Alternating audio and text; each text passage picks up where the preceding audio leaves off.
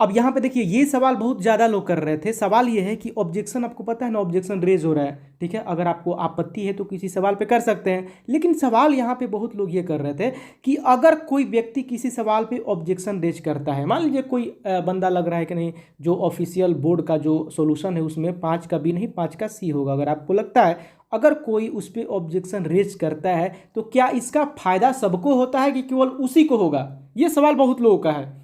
तो हम बात कर रहे हैं राजस्थान शिक्षक पात्रता परीक्षा, जिसका एग्जाम हुआ था 26 सितंबर को, और जिसमें लगभग 31,000 पोस्ट हैं, 16 लाख से ज़्यादा लोगों ने परीक्षा दिया था। और यहाँ पे उसका आंसर की दोस्तों आ चुका है, प्रोविजनल आंसर की आ चुका है। प्रोविजनल और फाइनल आंसर की में बहुत अंतर होता है, जैसा कि नाम से ही आपको पता चल रहा है। एक लिखा हुआ है प्रोविजनल आंसर की और एक लिखा है फाइनल आंसर की। राजस्थान पटवारी को लेकर भी हम बात करेंगे, उसका कैसा पेपर लेवल रहा, कट ऑफ किया जाएगा, सारी बातें यहाँ पे देखिए। हम बात करें राजस्थान शिक्षक पात्रता परीक्षा, जिसका ऑब्जेक्शन का डेट स्टार्ट हो चुका है शाम को 26 के रात तक आपका ऑब्जेक्शन रेज किया जाएगा। ऑब्जेक्शन रेज करने का मतलब यह है कि अगर आपको लगता है कि जो बोर्ड ने सॉल्यूशन दिया है, जो आंसर की दिया है, उसमें उनका मैच नहीं कर रहा, आपको लगता है नहीं 2 का बी नहीं 2 का सी होगा, तो आप उस पर ऑब्जेक्शन रेज कर सकते हैं। बस शर्त इतना है दोस्तों कि या तो आप जब ऑब्जेक्शन रेज कर रहे हैं तो उसके साथ एक प्रॉपर डॉक्यूमेंट अटैच कीजिए जो कि ट्रस्टेबल हो, उनको लगे कि नहीं जहां से ये प्रमाण दिया गया है वो बिल्कुल ही सही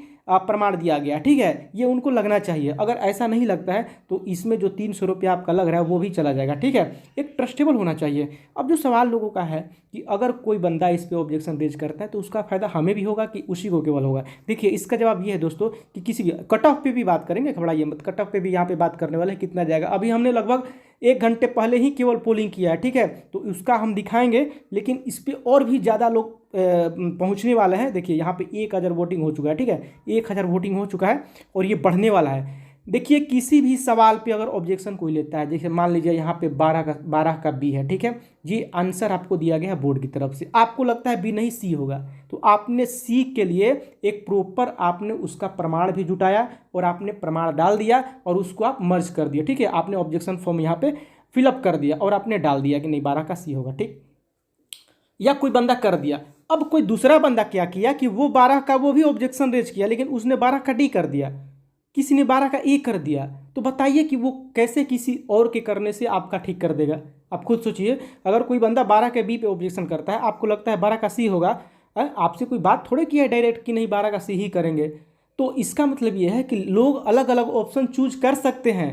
अब यहाँ पे सही किसका होगा? सही केवल 2 लोगों का होगा। एक तो जिसने ऑथेंटिक प्रमाण दिया है, क्योंकि ऑथेंटिक प्रमाण जो होता है ना दोस्तों, वो हमेशा 99% लोगों से मैच कर जाएगा, 99% का एक जैसा रहेगा अगर ऑथेंटिक रहेगा। दूसरी बात कि इसी के वजह से दोस्तों जो प्रोविजनल है उसको दोस्तों यहाँ पे ऑनलाइन कराया जा रहा है, ताकि पता चले कि किस सवाल पे ज़्यादा से ज़्यादा लोग वोटिंग कर रहे हैं, मतलब किस सवाल पे ज़्यादा से ज़्यादा ऑब्जेक्शन रेज किया जा रहा है। अगर एक ही जैसा सेम आंसर सबका मिलता है तो वो वहाँ से भी उनको एक डेटा मिल जाता है, ठीक है। दूसरी बात, अगर आप ऑथेंटिक प्रमाण देते हैं तो उसके वजह से आपका जो है आपका यहाँ पे अंक भी मिल जाता है और बोनस भी मिल जाता है, दोनों बातें हैं। तो कहने का मतलब यह है कि आप दोनों चीज़ें यहाँ पे दोनों चीज़ें लागू होती है। पहली बात कि आपने ऑब्जेक्शन रेज किया, एक ऑथेंटिक प्रमाण के साथ रेज किया, तो आपका यहाँ पे सही हो गया, तो आपको अंक मिल गया। दूसरी बात कि अगर उसी सवाल पे उसी ऑप्शन पे ज़्यादा से ज़्यादा लोगों ने रेज किया ऑब्जेक्शन, तो उनको ये पता चल जाएगा, डिजिटल है सब ना, तो उनको पता चल जाएगा, तो वो बिल्कुल सही मान लिया जाएगा।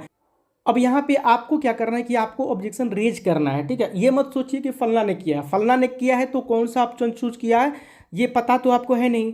हाँ, आप तो मन में बिठा के चले कि हमारा सी होगा, तो वो बी कर दिया, बी पे कर दिया, और प्रमाण जो दिया वो सही नहीं था तो उसका डिलीट कर दिया जाएगा, तो फिर आपको फायदा कहाँ से होगा? तो आपको भी ऑब्जेक्शन रेज करना है दोस्तों, आपको भी करना है, क्योंकि फाइनल आंसर की अभी आने वाला है। ये फाइनल नहीं है, इसका नाम ही है प्रोविजनल, ठीक है। प्रोविजनल का मतलब ही है कि भैया आपको अगर लग रहा है कोई डाउट तो आप हमें चैलेंज कीजिए, हम इसके लिए तैयार हैं, आपका हम चेक करेंगे फिर से। 300 रुपया क्यों लग रहा है भाई? वही तो चेक करते हैं लोग, हैं। तो घबराइए मत, राजस्थान पटवारी का एग्जाम यहाँ पे हो गया, लगभग आज शाम को खत्म हो गया। तो पेपर का लेवल क्या था, क्या सारी चीज़ें समझेंगे। कट ऑफ को लेकर के दोस्तों अभी मैंने 4 घंटे पहले पोलिंग रखा था, 1,000 लोगों ने यहाँ पे वोटिंग किया है, ठीक है। 1,000 लोगों के वोटिंग में लगभग एक यहाँ पे L1 L2 दोनों हमने रखा है।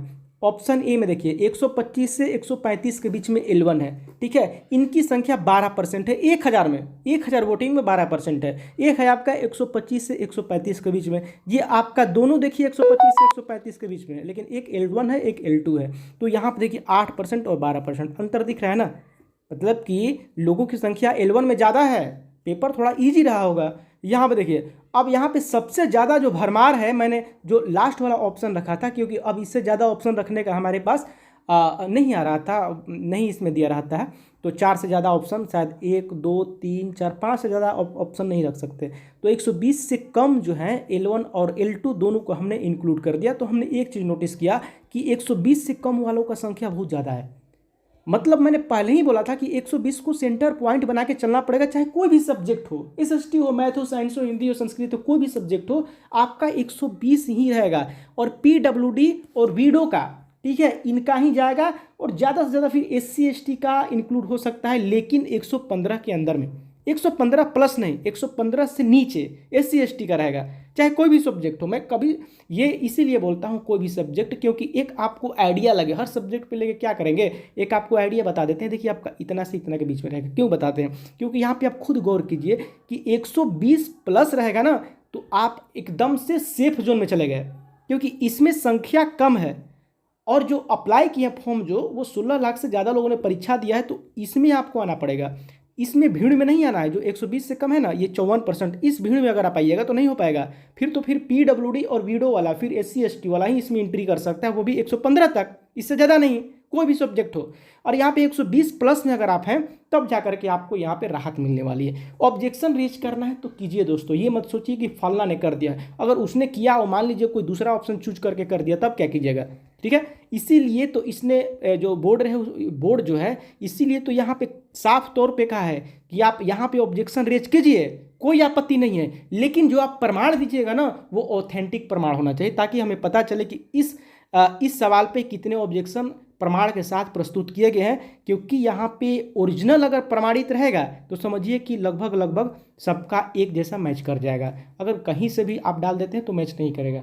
तो ये बोर्ड हर तरह से यहाँ पे डेटा ले करके लास्ट में एक फाइनल आंसर की तैयार करती है। आप उनको पता चल रहा है ना, उनको पता चल जाता है कि किस सवाल पे ज़्यादा से ज़्यादा लोगों ने ऑब्जेक्शन रेज किया है, और देखा देखी नहीं करना। अगर आपको लगता है तो ऑब्जेक्शन आप रेज कर सकते हैं, ठीक है। और रिजल्ट कब आएगा, चलिए देखिए, इसका रिजल्ट आपको दिवाली बाद आने वाला है। इस पे डिटेल्स हम आपको बताने वाले हैं बहुत ही जल्दी कि दिवाली बाद कितने तारीख तक संभावना ज़्यादा है, ये भी हम क्लियर कर देंगे। पटवारी पे भी बहुत ही जल्द, यहाँ पे बहुत ही जल्द हम कोई अपडेट लेके आने वाले हैं आपको, इसलिए घबराना नहीं है, ठीक है। परीक्षा हो ही गया, परीक्षा आप दे ही दिए हैं, परीक्षा हो गया, आंसर की आ गया, प्रोविजनल आ गया, अब उसमें माथापच्ची क्या करना। अगर आपको लगता है कि ऑब्जेक्शन आप रेज कर सकते हैं, अगर आपको गलत लगता है तो ऑब्जेक्शन रेज कीजिए, उसमें घबराइए मत, और सब कुछ सही रहेगा। अगर आपने सही किया है तो सही रहेगा। और एक और वीडियो बनाने वाले हैं जिसमें हम आपको बताएंगे कि किसका पेपर टफ था, लेवल 1 का या लेवल 2 का, और किस तरह से किस कैटेगरी में ज़्यादा कट ऑफ जाने की संभावना है, और हिंदी में कैसा रहेगा, इंग्लिश में कैसा, संस्कृत में कैसा, सब पे एक कैटेगरी वाइज अलग से वीडियो बनाएंगे। मैंने पहले भी बना भी चुका है, बट बहुत लोग बोल रहे थे इसलिए हमने कहा। तो देखते हैं क्या होता है। बाकी यहाँ पे नोटिस तो आ चुका है ऑब्जेक्शन रेज करने के लिए, चाहे तो जाकर के रेज कर सकते हैं, और इस पर और भी पोलिंग होने वाला है, चाहे तो आप जाकर के पोलिंग कर सकते हैं, ठीक है। हमने कम्युनिटी में जाके डाल दिया है, 1000 वोटिंग अभी तक हुआ है, बाकी हम इंतजार कर रहे हैं, तो देखते हैं क्या होता है। चलिए बोलो, बस इतना ही, मिलते हैं।